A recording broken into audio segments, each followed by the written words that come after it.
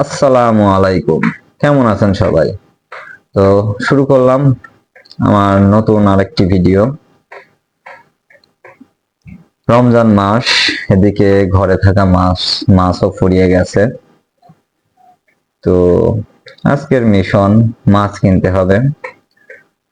তো ছেলে আর আমি যাচ্ছিলাম, পথিমধ্যে বায়না ধরলো ভাগনা, দুইটা ভাগনা বায়না ধরলো যে মামা আমরাও যাব। তো বললাম ঠিক আছে, চলো যাই। ওরা খুবই উৎসুক হয়ে আছে, আমার সাথে যাবে। ভিডিও করা দেখে আরো উৎসাহ পেয়েছে। তো যাই, ওদের নিয়েই যাই, ওরাও খুব খুশি হবে। সেই সাথে উপভোগ করুন আমাদের গ্রামের বিকেলের অপরূপ সবুজ শ্যামল দৃশ্য। আমাদের গ্রামটাতে আমরা শান্তিতেই বসবাস করছি, কিন্তু বর্তমান সময়ে যে পরিস্থিতি চলছে তাতে ডাকাতি, চুরি, ছিনতাই এগুলোর উৎপাত বেড়ে গেছে। তো এগুলোর জন্য আমরা এখন গ্রামের অনেক সময় পাহারার ব্যবস্থা করা হয়েছে রাত্রে। কিছুটা শান্তই আছে, তারপরও মাঝে মাঝে কখন কি জানে হয়। যাই হোক, শান্তিপ্রিয় মানুষ, শান্তির সাথে বাঁচতেই ভালোবাসি, চলাফেরা করতেই ভালোবাসি। আশা করি খুব দ্রুতই এই সমস্যা কাটিয়ে উঠবে দেশ। দেশের যে পরিস্থিতি তাতে বেঁচে থাকাই দুষ্কর হয়ে গেছে। জানি না আল্লাহ কোন ভাবে মৃত্যু লিখে রাখছে। মৃত্যু একদিন সবারই হবে, তারপরেও ভালোভাবে মৃত্যু আর খারাপ ভাবে মৃত্যু বলে কথা। তো যাই হোক, দ্যাটস ওয়াজ অ্যানাদার কোশ্চেন্স। এখন বিকেলের বেলা, রাস্তার দু সাইডে গাছের সারি, সবুজ শ্যামল মাঠ, সবুজ শ্যামল ভুবন আমার, বৃক্ষরাজির মেলা, সে যে আমাদেরই গ্রাম, সে যে আমাদেরই ভিলেজ। আমার গ্রামের দৃশ্য সে যে দেখতে ভীষণ ভালো। তো টানেলের দেখতে দেখতে টানেল পেয়ে গেলাম।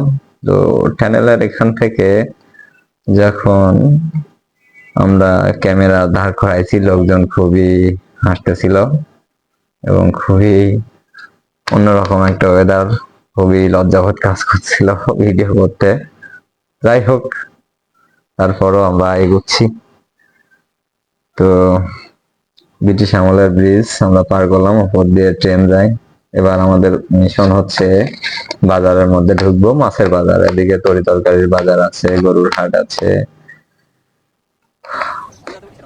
আমরা মাছের বাজারে গেলাম, সেখান থেকে আমরা মাছ দেখতে লাগলাম। মাছ দেখছি, সবাই মাছ দাম দর করার আগে প্যাকিং করার চেষ্টায় আছে। সবাই ব্যাগ হাতে আগে নেন নেন, ছোট ছোট মাছ নিয়ে বসে আছে, কিন্তু দাম অনেক। তো যাই হোক, সবাই খুবই আন্তরিক। এখানে আমি অনেকদিন ধরে বাজার করি, তাদের আন্তরিকতায় আমি মুগ্ধ। নি আর না নি, তাদের ব্যবহারটা অনেক সুন্দর। তো মাছের অনেক দাম। মাছের, শুধু মাছ না, প্রত্যেকটা জিনিসেরই যে দাম আমাদের মতো মানুষের হাতের নাগালের বাইরে। কারণ যারা স্বল্প বেতনের চাকরি করে বা যাদের ইনকাম সোর্স একটু ম্যাচিং করে চলতে হয় এরকম, অর্থাৎ চলতে হয় তাই চলা, সবকিছুর দাম যেভাবে বাড়ে, এভাবে যদি প্রত্যেকের ইনকাম সোর্সটাও বাড়তো, শুধু আমার কথা না, এখানে আমি প্রত্যেকটা নিচু থেকে উঁচু প্রত্যেকটা মানুষের কথা বলছি। আর উঁচু মানুষের তো আর টাকা পয়সার অভাব নাই, কিন্তু যারা স্বল্প আয়ে চলাফেরা করে তাদের জন্য বাজার সদাই খুবই ব্যয়বহুল। তো কিছু মাছ তো নেয়াই লাগবে, রমজান মাস, মাছ হলে পরে খাওয়াটা একটু, মাছ ভাতে বাঙালি আমরা, তো মাছ ভাতে বাঙালি, তো আমরা আগে থেকেই আছি। আর আমি একটু মাছটা বেশি ভালোবাসি, বলতে পারেন আমি মাছ প্রিয় বাঙালি। তো মাছ আর ভাত হলে আমার আর কিছু লাগে না। তো যেহেতু রমজান মাস, বাড়ির সবাই রোজা থাকে, বিকেল টাইম মাছ নিতে নিতে সন্ধ্যা হয়ে যাবে।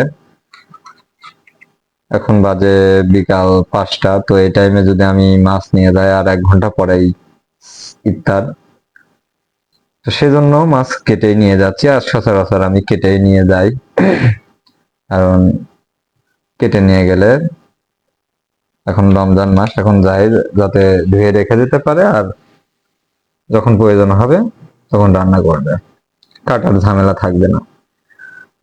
তো মাছ কিনলাম, কিনে নিয়ে এগুচ্ছি।